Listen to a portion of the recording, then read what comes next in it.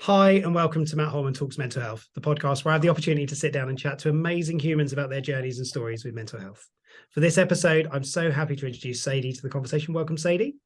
Thank you. Thank you for calling me amazing human, by the way. It's quite a nice compliment. It's one of my themes that runs throughout these, but you're on this podcast recording with me, so you're an amazing human. So it's lovely to have you.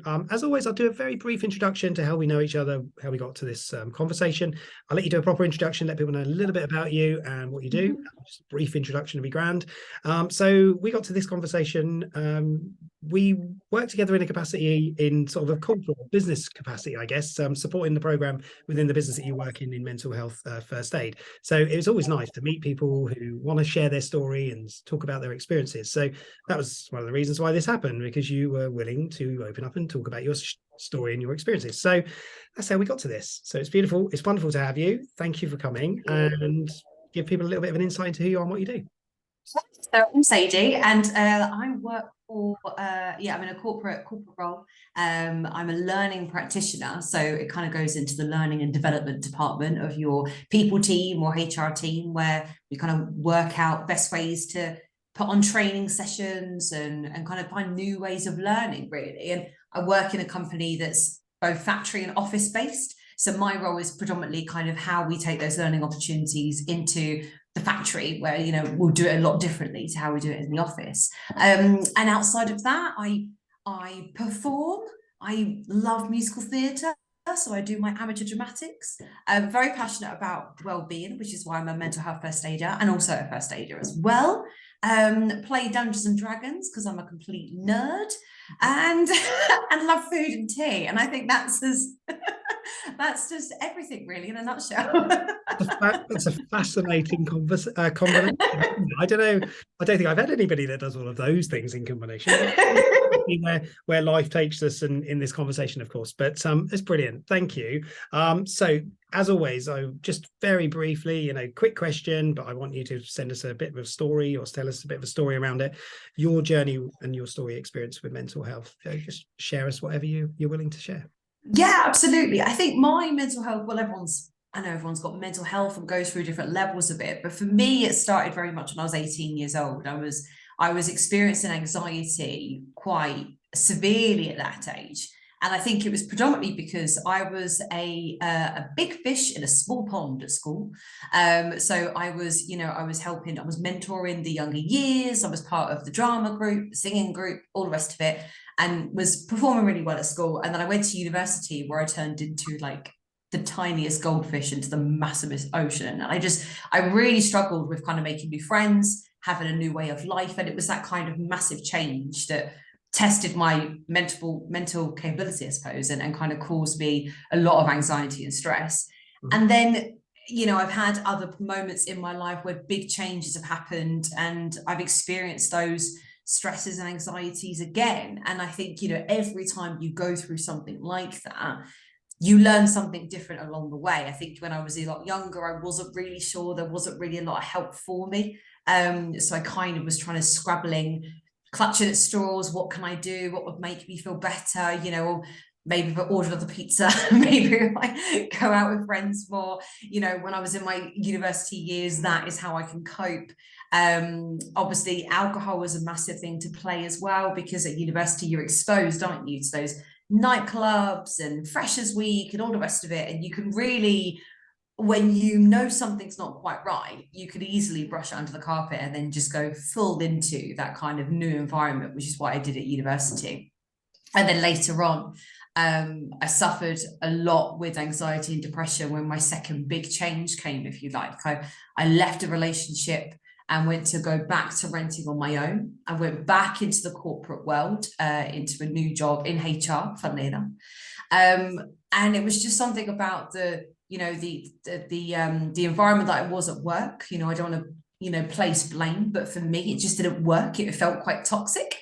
And also I was struggling to live on my own again, and kind of, when you're in that time in your life when you're kind of, flexing your muscles and learning what it is to be an adult. You're not living in that kind of, that kind of futuristic, everything's going to be okay anymore, like kind of childlike state. So it was quite tough for me to learn to fend for myself and what adulthood really is about.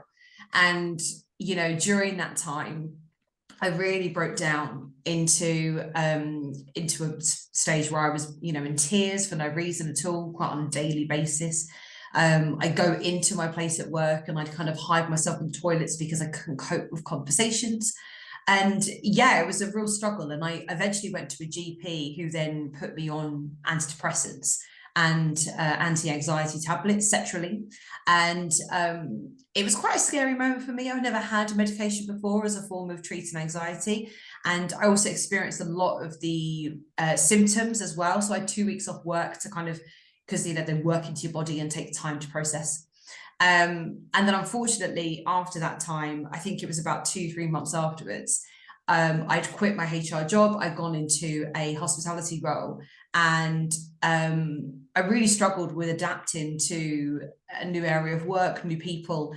And it got to a point where I felt so worthless, if you like, useless, that I just kept thinking, I don't want to be here anymore. I want to go to sleep and not wake up.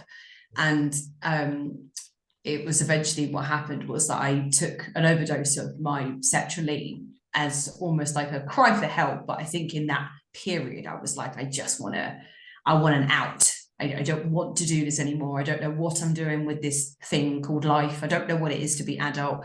I can't cope with what's happening. I'm not really succeeding at anything. It was that inner critic was just up so much that was the only way out for me. And as soon as I took the overdose, I contacted a very close friend of mine who I just called and said, I've done this thing, and he came over to help me, but without any judgment, without any kind of questions, without any, oh, you've been so stupid or any of those things. He just came round. He said, Sadie, I think we need to call an ambulance and we just need to get you some help, honey. And I was like, yeah. And then I never forget this. I'm feeling so rubbish in that moment. And God bless him. After he said that, he looked at my kitchen and said, maybe I could do some washing up for you. I'm waiting for your mum to come around. Went into the kitchen. And I did it just makes me laugh in that moment because it was such a dire point of my life, but it was kind of a lift, a light point in that moment. So that was the first time that my mum found out that I really struggled with anxiety, depression, and knew that I was overdosing on taking these medications. And it was my first experience as well of going to A&E and having like what they call them, the sticky things you put on your chest to check your heart. Can't remember what they're called. That's the ones. Yeah, I can't remember. They had them in films. I don't know. I think we know what they are, though. Sticky things. Yeah, I know what they are. But yeah, and all of those things. And I went to hospital, and because the guys in the ambulance, they said to me, would you like to go and see a psychiatric nurse? And I said, yes, I clearly need some help. But it was my first time of admitting that I needed some extra help. And I went to A&E. And when I, plucked up the courage to say, yes, I need help, my mum was amazing. Again, she was no judgment. She just held my hand in the ambulance and said, let's think about getting you some help. It's absolutely fine. And I remember just apologizing to her, just being like, I'm so sorry that I'm putting you through this. And she's like, it's fine. It's like, it's not your fault. Something's wrong and we're going to help and we're going to fix it and we're going to talk it through. She was just amazing and so not the person that I thought she would be if I told her. Interesting, yeah. My mum is not a judgmental person at all, but something in my head was like, if you admit that you have this issue, she's not going to cope. And and it was just amazing of how she was in that moment. So yeah, sorry, I've kind of given you a massive ramble as to what happened, but that was kind of the kind of a massive point in my life when I realized that something was so it was wrong.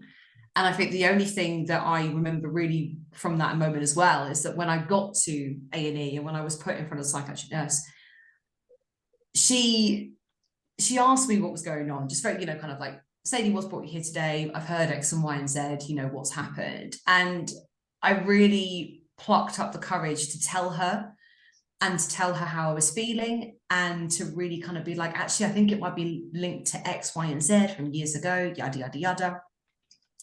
And I told her about the fact that I'd been out with a few friends and I was drinking, alcohol, in a social environment. had one too many, had come home, and then next morning with a hangover, I kind of had this feeling of, I don't want to be here anymore, I can't cope with life, etc. And she took a while, and then she said to me, and I'll never forget this, it just sounds like you're being a drama queen. Really? Yeah. Which in that moment, it just really upset me and angered me, because I was like, really? I've taken this moment to literally tell you everything. And I was digging deep into childhood. Yeah. And it just really, I was like, what? And I didn't know how to respond. And I tell you now, if my mum wasn't in the foyer waiting for me, I don't know what I would have done afterwards. It really hit me. And she called me outside. She could see that I was upset. And she was like, what's happened? And I explained. And she was like, we're going to go home and we're going to sort this out. This is not, and, I don't know what happened in that woman's world that day. She might have had a really bad day. I really don't know. But I just remember that moment so clearly, because I was like, okay, maybe I'm not mentally ill. Maybe I'm just a massive drama queen. And that's always been something I've kind of battled with, because I've been told by doctors before that I'm, when I go to the GP and I say, do you know what, I'm having a bit of a tough time, I might need something to help me. One of the first things they say is, oh, you're very high functioning, you're very insightful, you know what's happening. And I'm like, yeah, but I'm still mentally ill.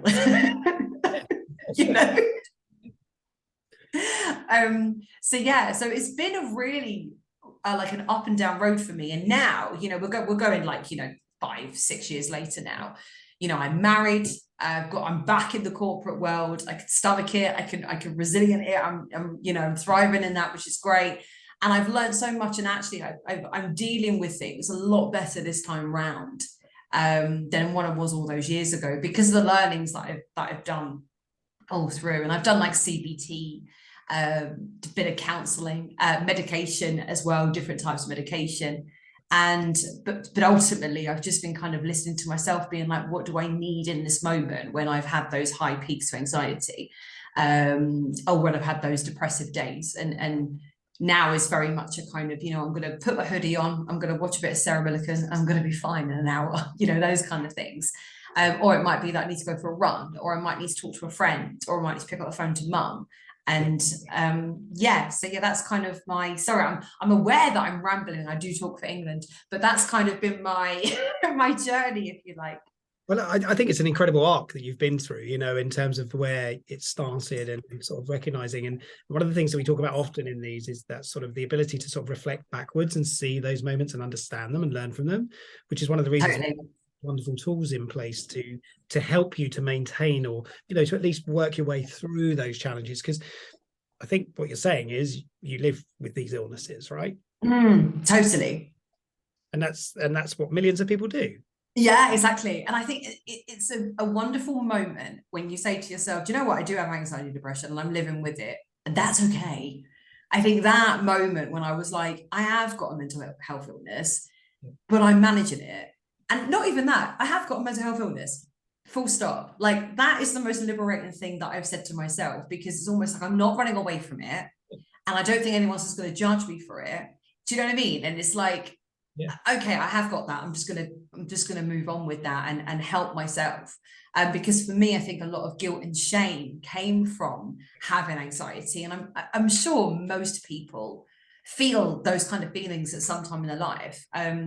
And whether they feel it during times when they know that they're not mentally well, it's really hard, because when you do say, I need help, that is the most the best thing that I've done personally anyway.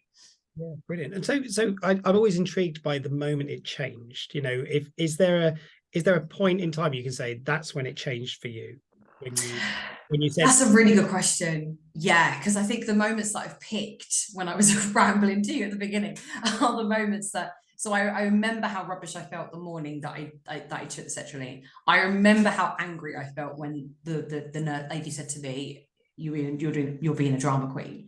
And I remember the moment when I held my hand in the ambulance, and she was like, we're gonna get some help for you. And I don't know when it changed. I think the moment that it changed for me, when I was probably like, okay, I'm actually dealing with this better. Do you know what I mean? I'm dealing with it in a better way now. Was during lockdown. Okay. Yeah. Because lockdown for me, I was very lucky. I caught COVID probably the back end of 2020 when it was spreading like wildfire, and it was just a heavy flu. So, you know, I was very lucky that a lot of friends and family who had it were fine. And I still had my job. I was still working from home. But for me, the world stopped, and I was it really helped me. The fact that shops were a lot calmer, the fact that there wasn't as much going on in the world, and it was just okay. It was a very scary time for a lot of people, and it was so tragic for so many different people. But for me, it was actually like someone had just put the reset button on it and gone, okay, we're going to take away all the busyness of your life, and we're just going to leave you with you. And that's when I kind of realized that actually I preferred the world this way, but I preferred it when things were a bit slower. And I preferred it when I just had one or two things to worry about. And I was helping people with their mental health, but I was doing surprisingly okay. I was like, oh, I wonder why. And there was a book that my mum bought me, actually. This is probably sorry, I'm rambling about a single turning point. There's so many, but there was a book that she bought me. And I forget, she left it outside my doorstep with a twirl because she knew I wanted a bit of chocolate. Yep. Why not? Why not? Didn't last the whole duration of the book, I'm guessing. Oh, absolutely. Yeah. The book went down, the 12 was eating. No, it's called There's No Such Thing as Normal. It's a fantastic book. And I'm so sad I can't remember the name of the author. I will have to look at it in a second. But basically it's a lady who talks about her experience with mental health. And she basically, it's basically a guide for those people who are going through mental health for the first time, because a lot of people experience it the first time during COVID. And it was like taking yourself back to basics, so survival mode. So making sure you eat properly, making sure you exercise, and the really boring stuff that we need to do to look after ourselves. And when I read that during COVID and related to a lot of what she was saying, but also being in this environment where things are a lot slower, I kind of realized that like, this is the kind of environment that I need to probably build for myself when the world picks up again, in order to thrive with my mental illness. So it's kind of like, even though I do have hobbies outside of work, and even though work is a little bit fast paced, actually my day-to-day can come with those moments where I need to do something for myself so that I'm thriving in the right way, if that makes sense. Yeah, no, it does, absolutely. And I think you're touching on such an important perspective and insight, because you're right. You know, a lot of people who struggle with anxiety, when COVID came, lockdowns happened, and I've heard this many times, felt calmer because the world slowed down. You know, and we did experience that. Lots of people did. Of course, there was a huge amount of things like health anxiety around the fear of, picking up a virus. Totally. So everybody was, it was all scary, wasn't it? And people didn't know. But there was an element of that which said, actually, I can just be in that moment and peaceful for a minute. And the challenge, of course, now is you've now got this surge in everything happening, and it's all gone back to normal and nothing's changed. And we've learned those lessons, but we haven't learned anything from them. In some ways, I don't know about you, but I wish we could slow it back down again a little bit. Yeah. Too hard and too fast still. Statistics are backing that up from the anxiety perspective, and burnout and stress and everything else. We're heading towards something really damaging, I think. It's such an interesting point, because I think one of the things, it is so much about the fact that the physical activity has slowed down, so activity in shops and things like that, but social media went quiet because no one had anything to post about. No one was going out for lunch, and do you know what I mean? Like we all love to do it. Oh yeah, I'm the world's. If you look at my Facebook and my Instagram, it's all lovely shots of me doing stuff in my life, because I'm a millennial, I think. But because that wasn't happening in COVID, I haven't. One thing that's leading to my anxiety is like compare myself to a lot of people in terms of like body image, career, how I look is a massive thing, what I've achieved. I always compare to other people that I don't know, and it can be quite overwhelming. But because that activity wasn't happening during COVID, that part of my brain was definitely switched down a lot more. I don't know about you. It was like people were just posting about the fact that we're having a lovely chat with their friends over Zoom, and it was like, yes, that's nice, rather than kind of like, and I'm definitely guilty for this is a lovely latte that I've had, or a meal that I've had, or something I've bought. I love doing stuff like that, but because no one was doing it, I had nothing to compare it to, and I didn't feel like that I was trying to catch up with people by living my best life. Do you know what I mean? And compared to other people. Yeah. Can I ask you, I'm just going to sort of change it up just slightly, just around relationships. And, you know, Of course. you announced that you live with depression, anxiety, and you've obviously got a partner, you've got family, and you've got your mum and everything. You know, how does that work for you now? And it's sort of, how receptive are they? How supportive are they? And It's changed massively, and I mean for the better. Yeah. Because I when I was before I met my husband, I was dating, obviously. Well, not obviously, I was dating because I was trying to find my husband. And I would openly say to people, oh, by the way, I do have anxiety and depression. I need to tell you that. And in interviews as well for jobs, I would say it. Yeah. Because I found for me, it was so much more, it was easier to manage.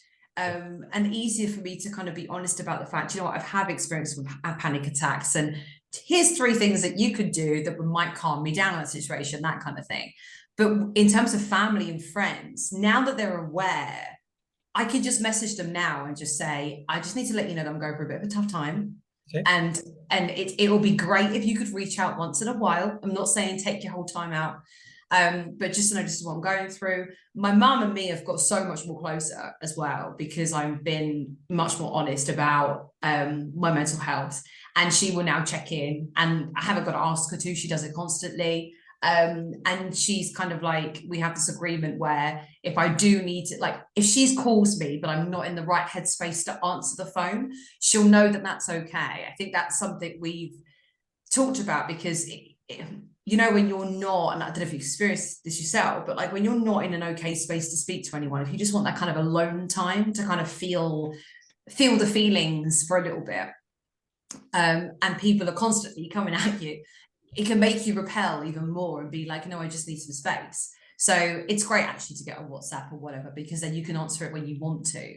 But I have kind of set that out with mum, that if you're calling me and I don't answer, don't take that personally. I might just need 5-10 minutes and then I'll call you back. So it has really improved. Like my relationships with everyone in my life has improved since I've told them about what's happening in my head, and we've had chats about it, and it's been really positive and it's been really helpful. It's not easy. It's not an easy conversation to have. It took me ages to have the courage to do it. But once I did it, it was like another relief. It's, you know, and it's not dissimilar to talking about physical illnesses with people around you, close to you. Why would you hide these things? And I know there's lots of reasons why people don't want to talk to loved ones, close people, you know, people, family around them. And it is sad, really, isn't it? Because that's your support network. And I've seen a lot in some of the work with sort of Samaritans. You know, people often saying, I can't talk to my family and I can't talk to my friends. And it's, oh, you know, I find it really saddening when that happens. And I'm really, it is. So that's wonderful that you've got that support and those relationships, because that's what it ultimately comes down to. One of the things about recovery, or at least being on the pathway journey to recovery with mental illness, is socialization with those people, you know, who are closest to you, your family, your community, your friends. And it sounds like you've got a really great community around it. I love the fact, actually, Sadie, that you said in interviews you're very open about it, because that's the future, isn't it? Well, it shouldn't be the future. It should be the now. We should always. It should be, yeah. But I know what you mean. Yeah, it's because I didn't, and I suppose that there was a time that I did it because I didn't realize that that was something that was so important to me for people to know. But also because of my experience with my workplace, where things went, not my current workplace, I have to stress, with an old workplace, you know. We're working on some really good programs with you. Yeah, we really are. But yeah, I think just because of that experience, and I think the experiences that I've had with mental health where something negative has happened, I have become more resilient. But then I've realised the importance of what I needed out of it. So to be upfront with employers, to be upfront with new people that I meet, it's not like, hi, I'm Sadie, and by the way, I've got anxiety and depression. But it's kind of like it's being okay if that conversation leads that way, to be open about that. And my support at work now is tenfold. It is ridiculously, it's brilliant. There's no judgment. We're here. What do you need? You know, tell us more. It's amazing. It really is. That's great. And you know, that's the encouraging signs, isn't it, of the future for companies, organizations, is sort of building the programs around supporting mental health, having things in place. And it's not just about mental health first aiders. I know you're an amazing mental health first aider. You have some great conversations with your colleagues as well, but it's more about having a whole system in place that helps support it, isn't it? And it, you know, I just hope for a future where it is all inclusive and everything is all, Yeah, and we all get a fair whack and a fair opportunity at everything, because you know it just feels so out of balance at times with things that, you know, but it does. the only person that can be open and tell the truth about what's really going on is us. Yeah, absolutely. And I think it's always so personal, isn't it? What helps you is going to be different. So everything I've talked about today, it might not be relevant for someone else, because for them it will be something different that helps them. Yeah. And I think that's why it's so tricky, because you know, our minds are a wonderful thing, but they're also beautifully individual. So they need a lock-in and need help in different ways. And I think that's probably why I am so honest, because if I say to somebody, this helps me and this doesn't, Yeah. it kind of cuts the middleman. It It's like, encourages you I'm to go just to being things that honest. help. And that's where, as humans, we need to learn a little bit more about those people closer to us, because you need to encourage people to go to the things that help them versus saying, oh, try this and do this and that will help. You know, it's all personal preferencing, isn't it? And it's such a Oh, totally. I just saw the time and I just saw where we're at. This is incredible, genuinely. So I really appreciate your openness, and I genuinely have total respect for everything that you're sort of sharing. So thank you. Oh, thank you very much.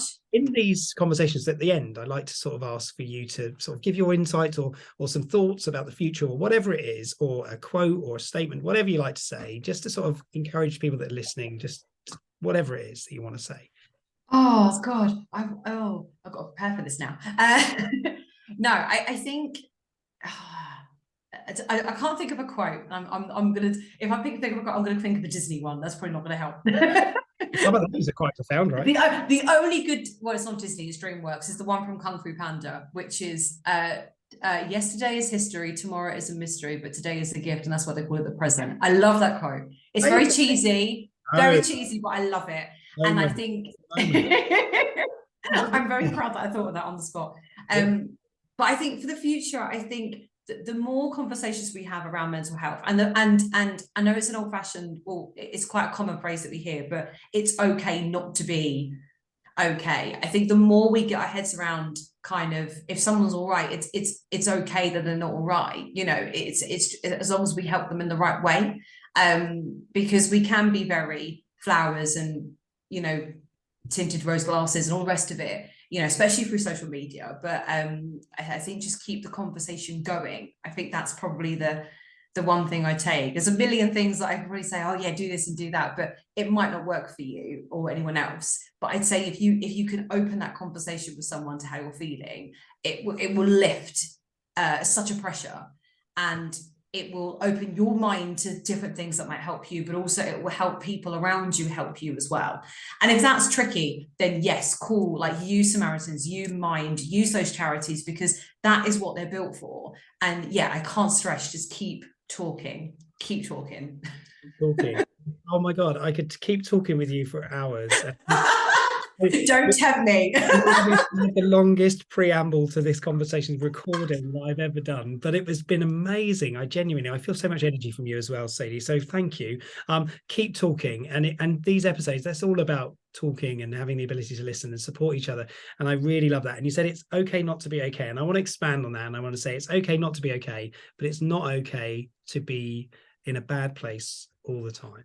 And you absolutely, totally agree. As much as it's okay to be struggling at times, it should have at times, not all the time. So yeah. Thank you for sharing the thoughts of Samaritans and mine, organizations that are out there. If anybody wants to get in touch with you, ask you questions, I'm sure you're more than welcome, or you'll... Yeah, absolutely. More than happy. Please, you know, and thank you again. Just, you know, from me, I love doing these. I wish I could just spend all day just sitting down and chatting and all this stuff. You know, I've got a day job as well, but this is so important, because your story and your perspective helps us to grow our awareness, our knowledge, our understanding. And the reality of the world around us is there are many people today who live with mental illnesses, and they manage really well, and they go through every day of life, and they do a great job and everything else. So let's keep reminding ourselves of that fact. With the right support, with the right people around us, continuing the conversations, anything is possible. Absolutely. It's an opportunity for all of us, right? So thank you, Sadie. I wish you No, thank you very much. Thank you. look after yourself, and You yeah, too. good luck for the future. Thank you. And you. Thanks.